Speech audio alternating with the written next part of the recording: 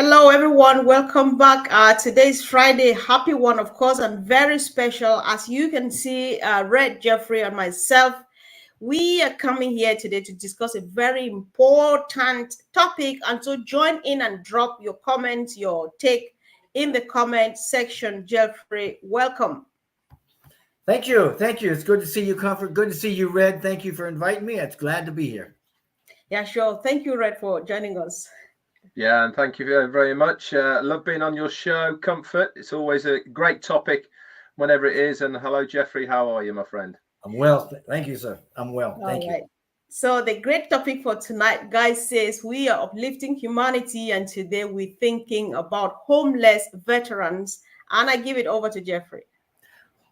Wonderful. Well, I want to thank you, first of all, for inviting me and getting Red up here with me. I enjoy this show, and Red, as always, you're an inspiration to a lot of us, and you've got this lifestyle of the rich and famous thing going on that I just love. So it's all good, you know.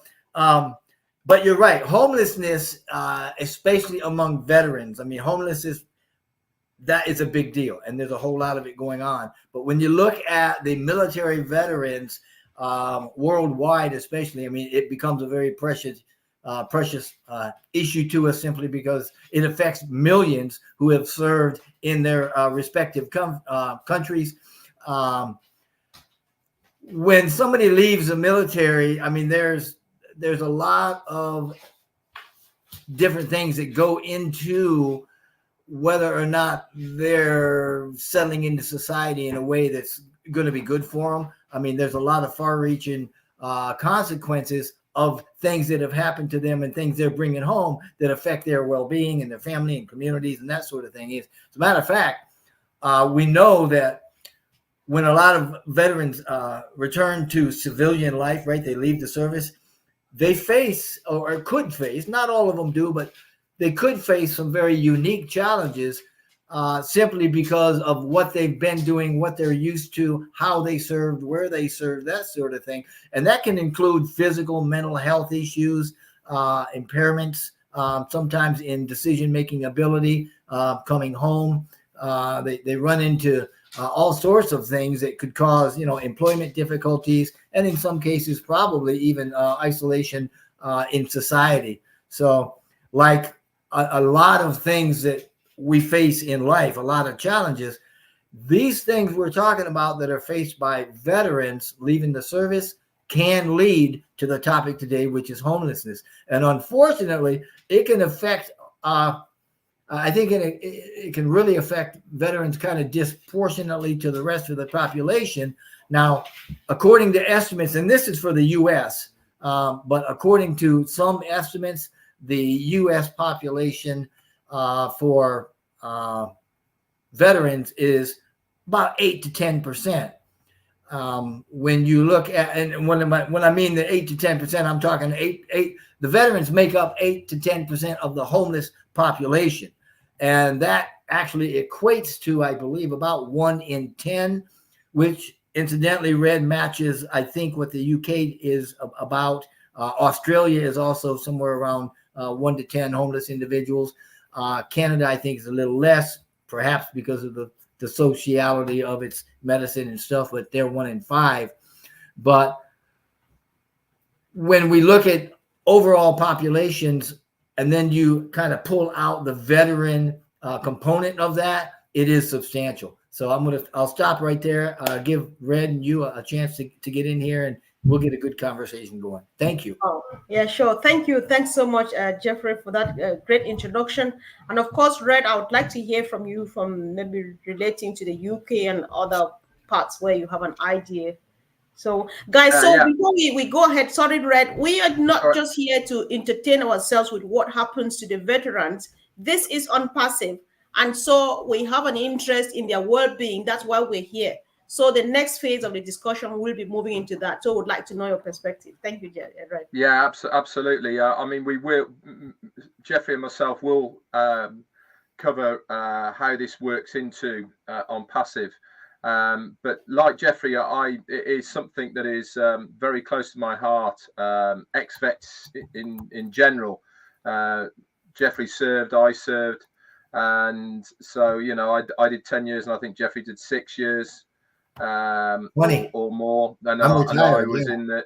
I was in the fire service for a following 6 years after I left. Now, we're talking about homeless ex-vets now, and just to give you a little bit of background to why they become homeless in the first place, a lot of it is exactly what Jeffrey was saying. Now, I can remember when I was serving, and towards the latter part of my service career, I ended up being a drill and weapon training instructor, teaching new recruits as they were coming through. Now, the whole point of teaching recruits is to, I suppose, in a way, indoctrinate them into service life. And part of service life is making sure they are part of a community, a family, where they're continually working for each other and they're looking after each other in this work environment. And what generally happens is when service personnel finish their duty, however long it may be, when they leave that service environment and they go out into the real world, as they call it, into society, I've seen many, and I mean many, many, who leave, and then within a very short period of time, weeks or even months, they end up re-enlisting back into service life, regardless of what they were saying about it previously, because they couldn't handle it in Civvy Street. They couldn't handle the lack of respect, the lack of discipline, the structure of civilian life, and all the rest of it. They felt that, rightly or wrongly, within the service community, they had structure, they had purpose, they had a family around them. Now, couple this on top with what Jeffrey was saying earlier of where they might have been deployed, the things they've seen, and the mental area of it. It really is only the last probably 5 to 10 years that this has been a recognized problem from the military across the globe. And now there is certain things in place, but that still doesn't get away from the fact that if you look at the demographics of the veterans who are on the street, they're not young kids. They are aged.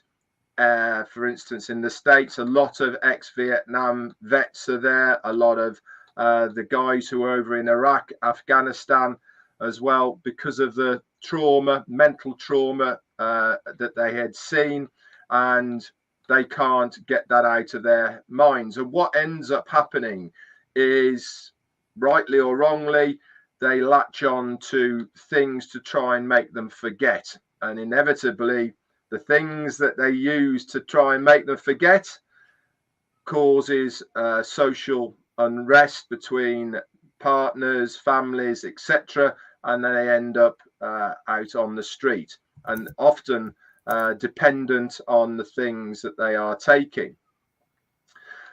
The statistics, as Jeffrey was saying, when I was doing some research on there at the moment, the UK stands at around about 5% of the homeless community are ex-vets, and as he said, 8 to 10% over in the States. But as a percentage, it still works pretty much the same as 1 in 10. And the interesting part about this is, out of the mayhem of the ex-vets that are on the street, at least now things are starting to be done. Now, I did a quick Google search of how many charities there are out there at the moment that compromise the armed force charities, and it really is quite a high statistics. And I was actually pretty shocked at how many different charities there are now that are working for the good and benefit of the armed forces as charities. Now, in the UK, as in England, there's around about 1,800 charities, and there's also an extra on top of that, around about 450 charities for Wales and Scotland and Northern Ireland. So if you combine those two together, we're looking at close to 2,300 now different charities. They're all working towards helping ex-vets, whether they be Army, Navy, Air Force, or even the civil service, as far as the armed part of the civil service is concerned. They all come under the banner of ex-vets. This is because they now realize that they can't just end someone's service career, turf them out into Civvy Street, and expect them to re-socialize into normal way of life without having any aid that they can go to because of the trauma, whether it be mental or physical, that many of them have succumbed to because of their service to their country. In the old days, it used to be, thanks for your service, here's your pension, here's your money, see ya, have a nice life.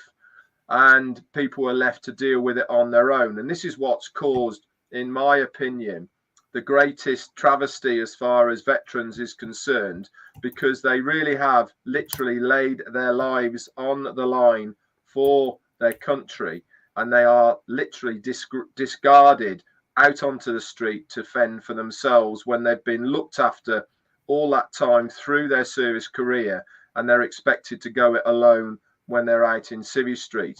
The mental side of the forces is something that I hope none of you people who might be listening to this have to come across yourself, because you see some horrific things if you are in combat situations, and it is something that unless you are a strong person, it's not you. And if you can compartmentalize things, then you're okay, but many people can't.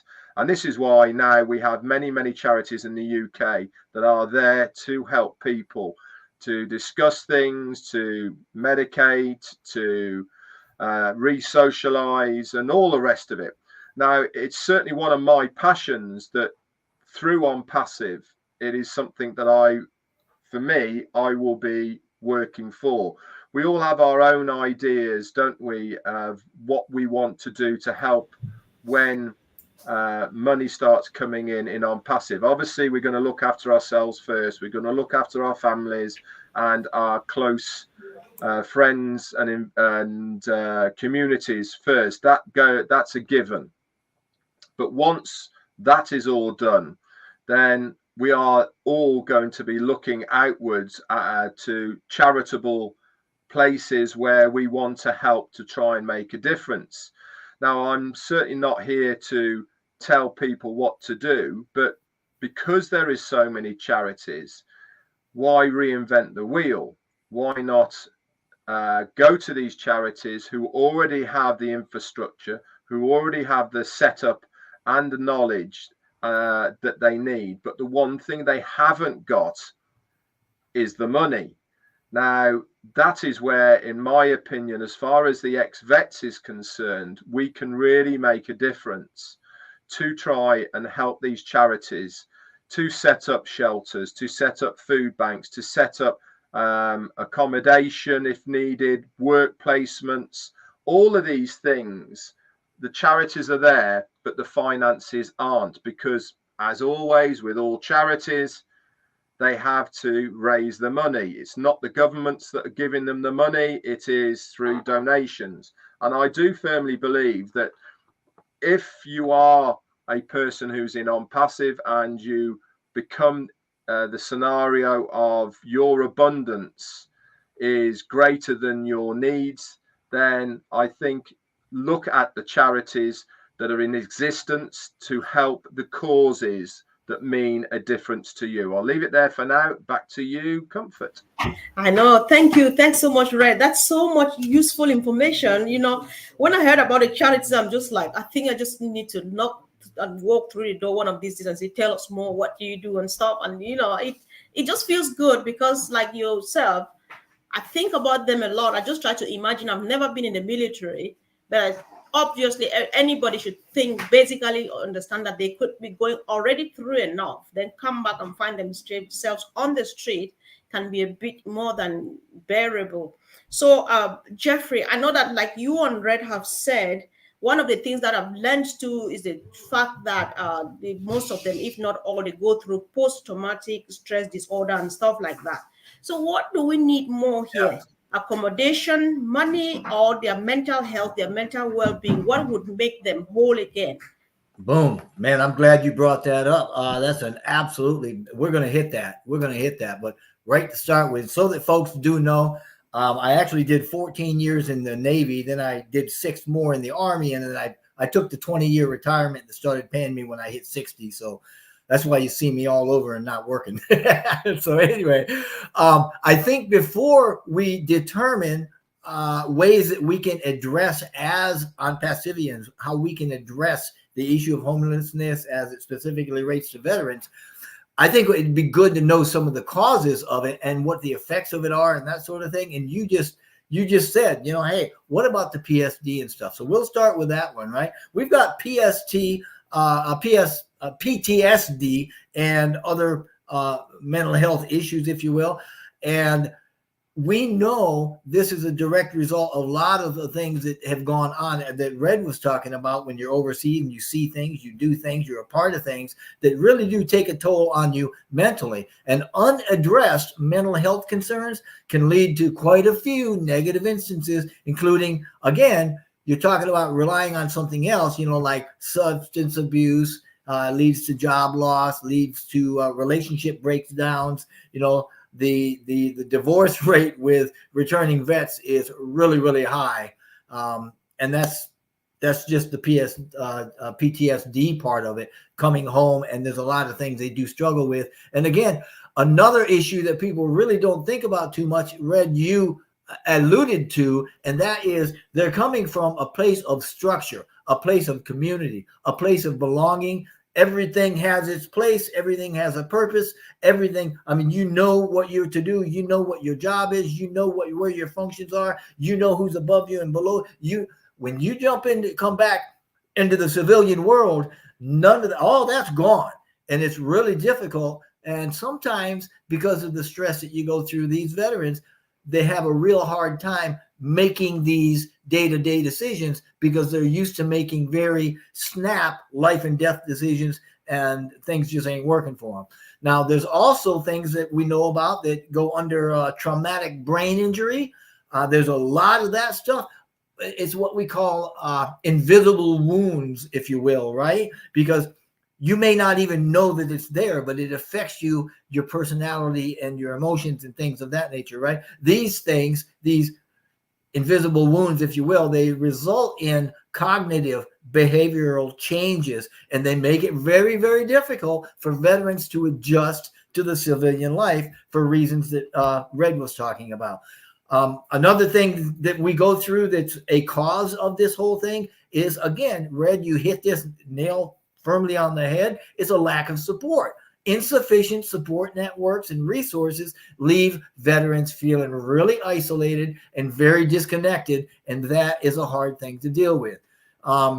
When you get into a situation like that every bit of that disconnectedness, the isolation, all of that stuff, then you run into the employment and the housing instability.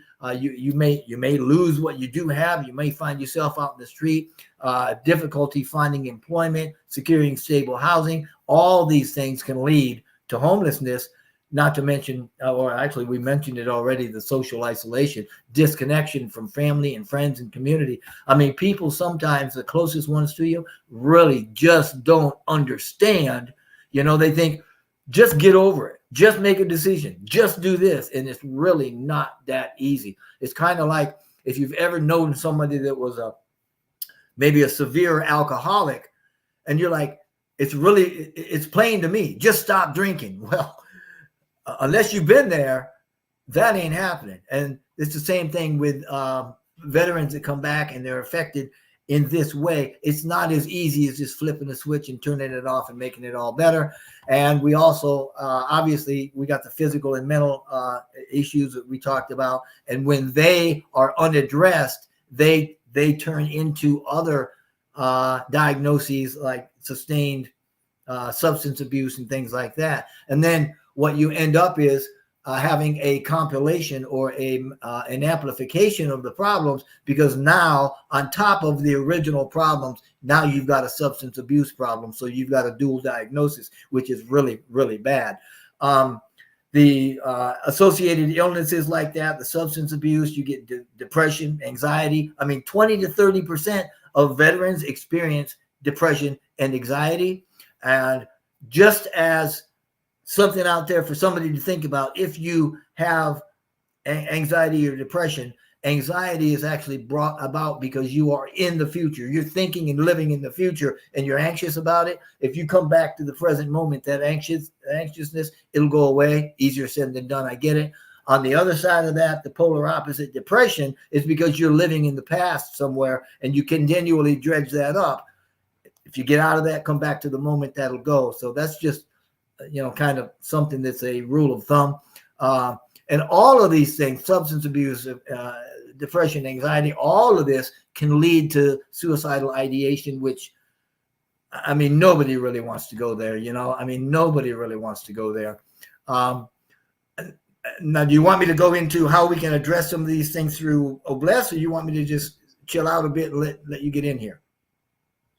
Yeah, sure. That was the reason. Yeah, because like I said earlier on, maybe we might like Red to start from that too. Both of you have to say, because you both are doing the right thing of giving as much information as you can, because people are learning about this for the first time. They are getting interested. And tomorrow, if Red says, I'm taking off, I'm starting this because I want to check on these vets here and there, everybody will be like, count me in. So we need as much information as we can. Red, over to you. Earlier on, another question was whether what they need more. Because sometimes when I listen, I feel like it's unfair, but I don't want to ask questions because we are going proactive by thinking of how to help our own way. So where do we go? What makes them happy? Well, in speaking of us, and I love the way that Red, that you said it, when we as members of OnPassIVE are earning and we have excess, that is the whole idea behind what OnPassIVE is, guaranteeing our success and bringing that abundance to us to make sure that we are taken care of first, so that we will have that excess. Now, there's a lot of solutions to this whole thing. There's one that's called housing first approach, which means you find a veteran that's on the street. First thing you do is you get them into a home, and then you start addressing all of the other issues, or all the issues that put him on the home. There's substance abuse and health treatments that we can do, employment, education opportunities. You've talked about that, Red. There's also peer support and community engagements that we can deal with, right, that foster connections between veterans and their families and supportive communities and elements of that community. Now, interestingly, when you start looking at these things, it's going to be real easy, because there are a lot of coordinated entry systems, like you were talking about, already out there, charities that are out there, they're already connected. So it'd be really easy for us to jump in and say, wow, I want to get part of this, be a part of this, and start dialing numbers. And very easily, you can just, nothing more than send funding to whatever you want to. That's great. But there's other things you can do, and you can start your own programs. There is, Keith Wendell sent me a video a couple of weeks ago about a guy that went over and he spent many years reestablishing a wildlife preserve, and had no idea about education or fixing the community or anything like that, or people that were really bad off. And because of him following his passion, the wildlife preserve was reestablished. It started to be a moneymaker. It started hiring all these people that were displaced, and people that didn't have jobs, and people that were hurting in many ways. And as a result of that, the whole community started getting better. And then they didn't have any schools. They didn't have anything, no teachers. Because of what he started, it started generating money. And because of that, Now they're working with like 89 schools, and they're training 600 teachers, and they're bringing the young ladies that, you know, when they turned 13, they got married off and that was it. And, you know, they never had all that changed because of his desire to work on his passion. OnPassIVE, to bring that back, I know that's kind of around my elbow to get to my thumb, but I'm saying OnPassIVE has got everything we need for each of us to follow our passion. And when we do that, it's going to lead us down that path that's going to be for the greater good. And so that's what I would do. I would get me straight, find my passion, look at what I want to do, and then start using the funding that has been provided by OnPassIVE, whether it's great or small, to do what really turns you on and jazzes you up. And there's a lot of folks out there with a heart for veterans. So I would certainly recommend, absolutely, get a hold of even, you know, veteran specific programs, or implement some trauma informed care, those sorts of things. You know, some of you folks like to pull people together, just promote collaboration and data sharing. It's all important to cover the entire thing so that we can raise awareness, reduce the stigma of it all, educate the public about homelessness with veteran populations, you know, highlighting the need for support and all of that. So, man, I'm so excited that you brought this up. I actually was like, wow, this is wow. Yeah. So thank you. Right. Thank you.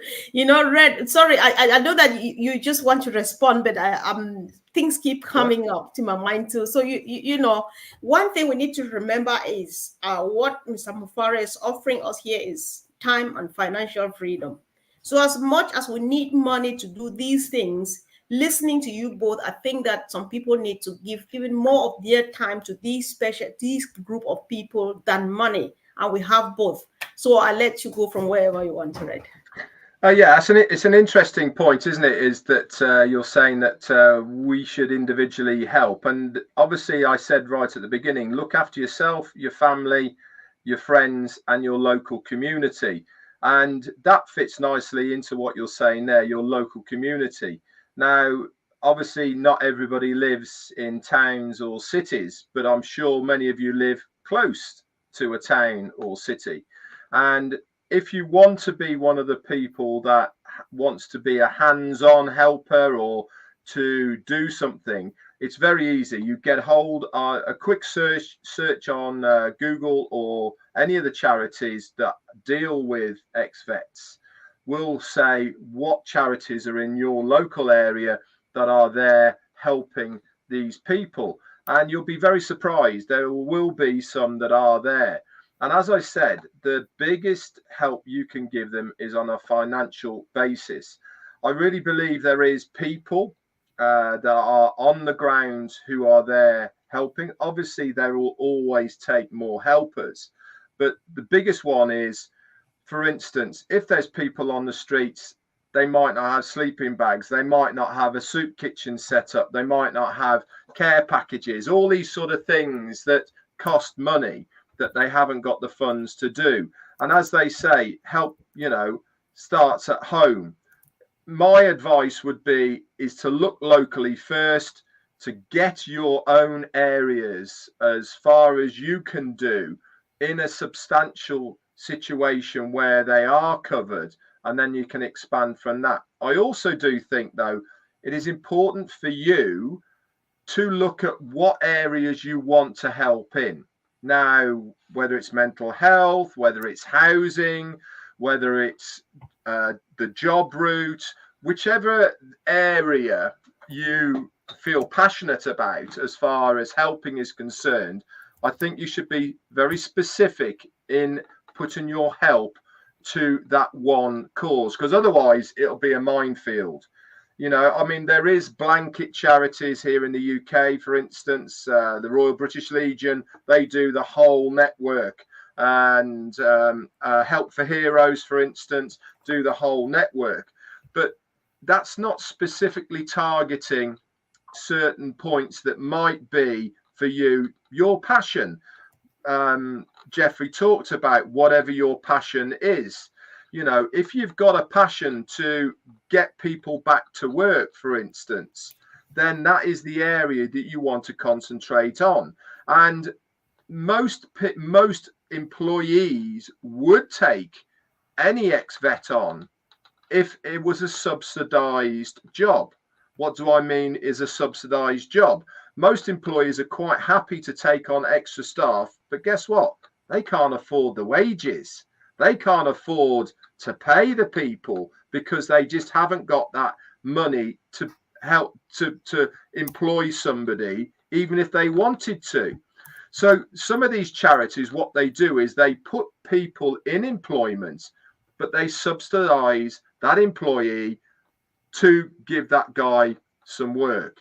Now, I know, and Jeffrey will say the same, the biggest help you can give most people as ex-vets, and I'm talking from a male point of view here. I'm sorry, girls, I don't know quite how you all think, but I'm certainly talking from a male point of view here and an ex-vet myself. To give people structure to their life is a job, a reason to get up in the morning, something that they enjoy going to, something to give them purpose. And that is really what they lack, because through the whole of their military careers, they've had a purpose. And that purpose is to look after your mates, to do the job that you are trained to do, okay, and come out the other end.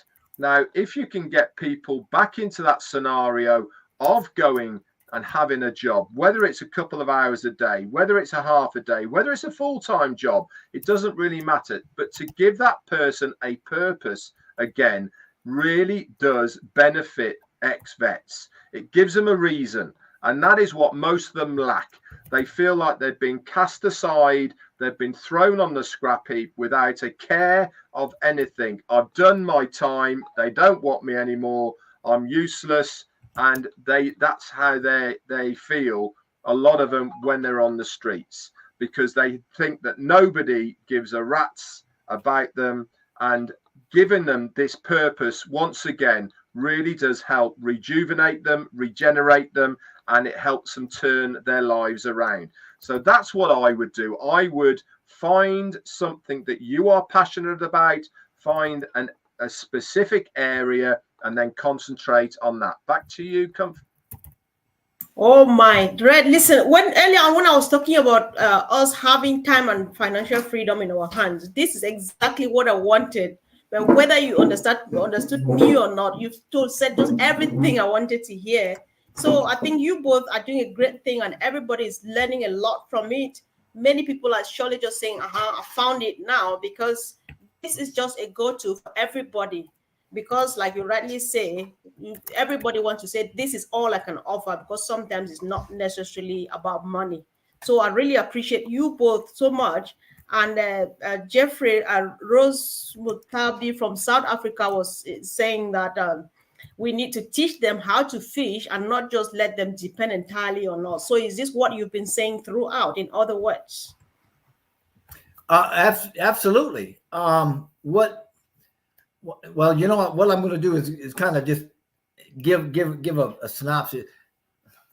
Let me start by saying the short answer is yes. You know, you want to teach them to fish, not give them a fish, right? So that they can eat on their own accord and do things for themselves. You see, the way I'm seeing this, veteran homelessness is really a very complex issue, and we can't just boil it down to one or two things. I mean, it demands a multifaceted response. We know that by understanding things that Red and I have gone over, population percentages, associated illnesses, distresses, causes, those sorts of things. We can learn to understand the root causes of it, right? And by understanding the root causes and then implementing what I would term probably evidence-based solutions, we can work towards ensuring that those who have served in various countries aren't forgotten or left behind and taken advantage of. But even more than that, making sure that doesn't continue to happen. We take the ones where it's already happened, and I think a holistic approach is excellent. And by this, I mean we find who needs help, whether either one or more or whatever. It depends on your focus and your resources. You get them off the street, right? You get them housing. And then once you've got the housing, and this could all go on at the same time, But then once they're off the street, we need to get some sort of a diagnostic program going so we can see if there's underlying circumstances that have caused this, and they're going to cause it again if we don't take care of it. And then once you get some diagnoses under the belt, you get to care for them. So now we're addressing all of the physical and mental, social issues that put them there. And then again, while we're doing all this, we're also, as Red had said, we're looking to put structure and give them structure and purpose, and give them, find them employment, that sort of thing, so that holistically we're teaching and we're treating each individual all the way through the health cycle. So I personally, I think, this is a collective responsibility for us, and we should be able to, at some point, empower veterans to be on their own through that kind of a thing. And we would do that by, again, like Red had said, we focus on what our passion is, what our own paradigm of passion and compassionate action is for that, whether it's a little piece of that or taking on a whole program. So, but yeah, we want them to be substantially able to take care of themselves and be sufficient on their own in the end, and then start helping others. So I know the ripple effect, right? So, Red, one thing that I've gotten again from you both, we can empower them directly. And already there are people, these charities, like you mentioned earlier on, who are already in the field. What will we do? Empower them to just go continue from where you were, do even more. And I think maybe just start talking a bit about that, and let's see how we start rounding up. Yeah, I mean, as far as the existing charities are concerned, then, every case is individual, but what you have to look at is that the individual charities, do they facilitate what you want to happen out there? Like Jeffrey was saying, it's very important, and the most important thing is to get them off the street first. That's number one priority. However that pans out, whichever charity is in your area that are working towards getting that ex-vet off the street, that is the one that you should be working with, because that is got to be priority number one. Get that person off the street. Then, as he's rightly said, then there needs to be individual appraisal of each of the people to see what the problems are, and then you address the problems after that. But as far as the existing charities is concerned, I firmly believe that in your own area, you should work with the charity that is working mostly in your own area, because why wouldn't you want to make a difference locally to you? I think that's the first port of call, is to make a difference locally. We want to look after our family and our friends. Why not look after the people that are on the streets locally first, rather than somebody who's in a different country? It makes no sense to me that, for me, charity starts at home, and that's what I would be concentrating on. I would be certainly looking at the veteran charities that are working in my local area, seeing which one fits the needs of what I'm have in my head of where the route I would like it to go down, and then have a meeting with them to support them in their actions, whether that be in a monetary venture, whether it be in a physical venture, as in help. But all of these is certainly something that we can bring into the OnPassIVE fold through OBLESS, through our products, and even through the affiliate program in the future. There is no reason why we can't introduce these charities to the affiliate program of OnPassIVE for a way of raising revenue for those charities.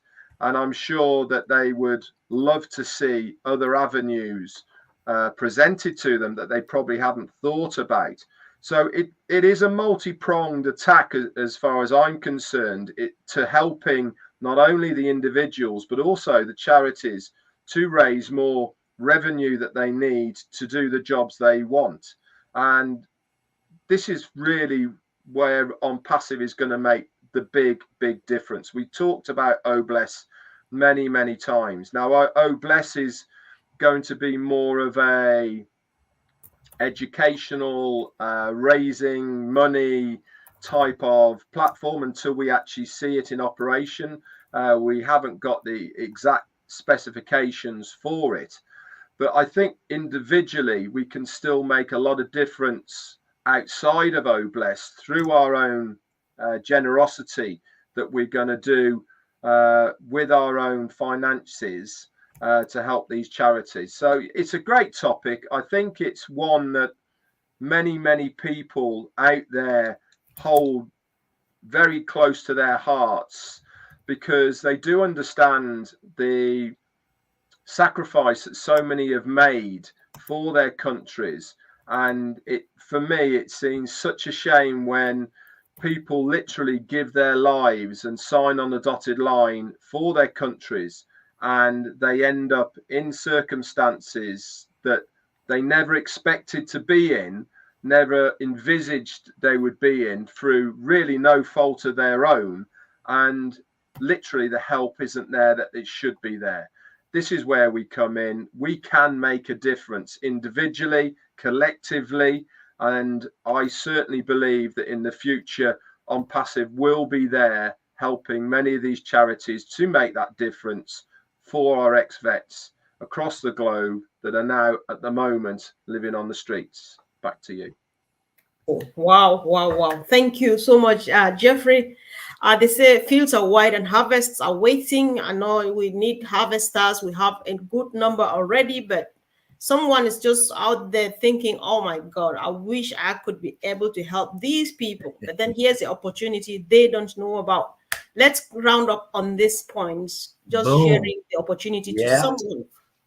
Yeah, you're absolutely right. You know what? You just hit on something. We've got well over 1.4 million founder accounts or charter member accounts in more than 200 countries. So working in your own community, it's a no-brainer. More than that, even if you've got members around you that are in that same, you could join together and literally create your own complete system of care if that's something you want to do. But even more than that, I know the history of OnPassIVE. Mr. Mufareh started this thing a minute ago, because he could not find the type of program and the type of business online that he wanted to join and to run. So he had to create it. Okay. Anybody that's not a member of OnPassIVE right now, if they're listening to this and they're hearing this, they're like, well, yeah, I don't have the money and I'd like to, and I don't know what OnPassIVE is. I'm just saying, click on your link or Red's link or somebody's link, jump in there, get some of these free products, look at what we're doing, because you will be able to build an income relatively easy, relatively quickly once we get going. And if you've got others that want to do the same thing and you join, you will have more than what you need to be able to do what you want to do. So OnPassIVE really is a key to that. Whether you're in it now or whether you're not, you can still use it. It'll take a little bit of planning. It'll take a little time, but it's not like it's going to cost you an arm and a leg, and it's not like it's going to take you 10 years to do it. Because if you've got a passion for it, we've got a way to be able to make sure that you can earn through that passion, and we're guaranteeing you success. So that's what OnPassIVE is about. And don't forget, we haven't even touched about OBLES yet. So, but individually, we can really make a big difference. You're right, Red. We are collectively and individually, if we tackle this, it can get taken care of just from the member base alone. Exactly. So thank you, Jeffrey. I know this is a topic we've just started, and it's going to go maybe a few days on, so that people get as much information as they can. So we'll get a day for OBLES. So Red, one last one from you, please. Yeah, the last thing I'll say is, as far as OnPassIVE is concerned and the topic we've been talking today about, is it going to fix the whole of it? No, it's not. It takes collective thought process. It takes a lot of collective hard work and dedication. We already know there's many charities out there that are trying their best to make a difference for the ex-vets that are homeless at the moment through many, many different countries. As far as OnPassIVE is concerned, we will be in a position where we can financially help, but I think also it's very important that we all do our own bit individually, and that means looking in your own communities, looking around where you are, doing a little bit of research. You know, there's nothing wrong right now at this time going onto Google search, finding what charities are in your local area and seeing exactly what they're getting up to be helping the ex-vets. Yeah. Get yourself inspired by what they are trying to do, knowing what they're doing already, and seeing if this is something that you can help them with during your journey of OnPassIVE. It certainly won't go unnoticed, and the more people that do it, the more difference it's going to make for those people out there on the streets. Back to you. What a wonderful evening. I thank you both so much for doing this for us. And guys, we need to share this. Someone needs to just listen to this and start thinking right, because we've got work to do. And this is Empowerment Network. We are being empowered by a great company. And our job here is to go out there and empower people to empower themselves. And why not empower the rest? So it's all good news, like our CEO would say. Thank you. Have a wonderful evening. Thank you.